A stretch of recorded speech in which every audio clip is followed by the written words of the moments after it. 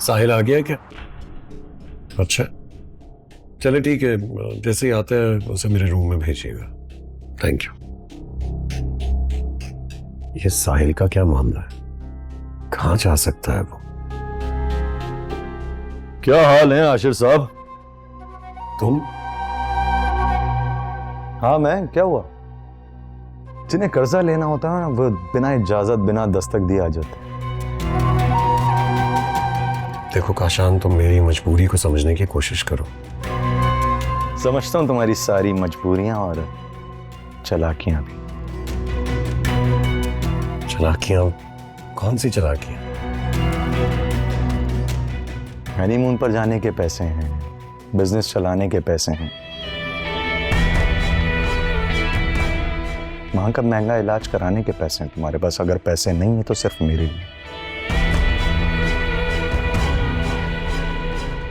जिसने अपनी जान खतरे में डालकर तुम्हारी जान बचाई। उस जग्गू भाई को मार दिया सिर्फ और सिर्फ तुम्हारे एक दफा के कहने पर। काशान, माँ का इलाज और बिजनेस माँ के पैसों से चल रहा है।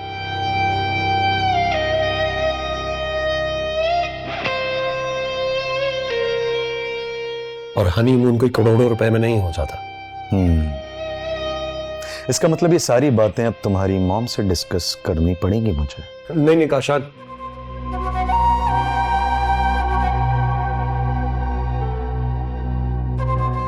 अच्छा ठीक है, मैं 50% पैसों का इंतजाम एक आध दिन में कर लूंगा।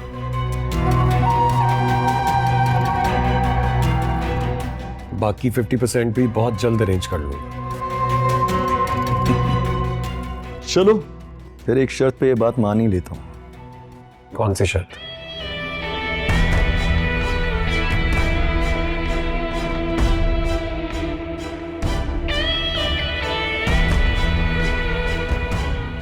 यही कि तुम्हें बतूल को तलाक देनी होगी।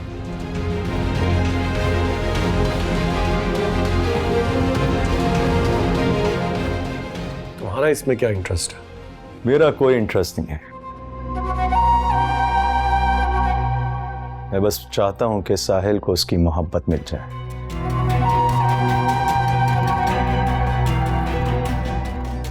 मुझे मेरी मोहब्बत मिल गई है, तुम्हें तुम्हारी मोहब्बत मिल गई। अब बतूल का भी हक है ना कि उसे उसकी मोहब्बत मिल जानी चाहिए। बतूल खुद मुझसे ये बात करे।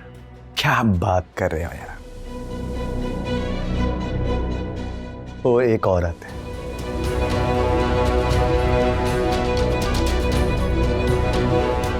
वो बहाना तलाश कर रही है या फिर हालात का इंतजार कर रही है कि कब तुम खुद उसे छोड़ दो। देखो ये सब कुछ इतना आसान नहीं है। उसे तलाक देने के लिए मेरे पास कोई सबूत होना चाहिए। मैं जानता तो तुम ये बात जरूर करोगे, इसीलिए सबूत लेकर आया हूं। देखो देखो,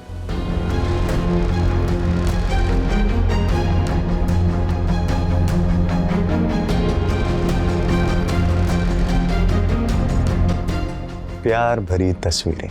हम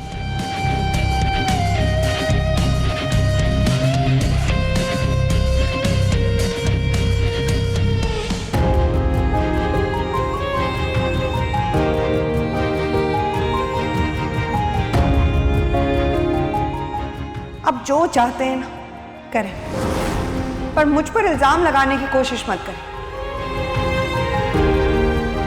अब मुझे समझ में नहीं आता कि मर्द अगर दूसरी शादी करना चाहता है तो पहली बीवी पर इल्जाम लगाना जरूरी क्यों होता है? पहली बीवी को इज्जत देते हुए भी तो दूसरी शादी की जा सकती है ना। मैंने तो इजाजत भी दे दी है, तो फिर मेरे जज्बातों का क्या, मेरी खुशियों का क्या? तुम ऐसी शिकायत क्यों कर रही हो? तुम अच्छी तरह जानती हो मैं तुम्हारी खुशियों का भी ख्याल रखता हूँ। हाँ तो रखें, क्योंकि ये फर्ज है आपका। हाँ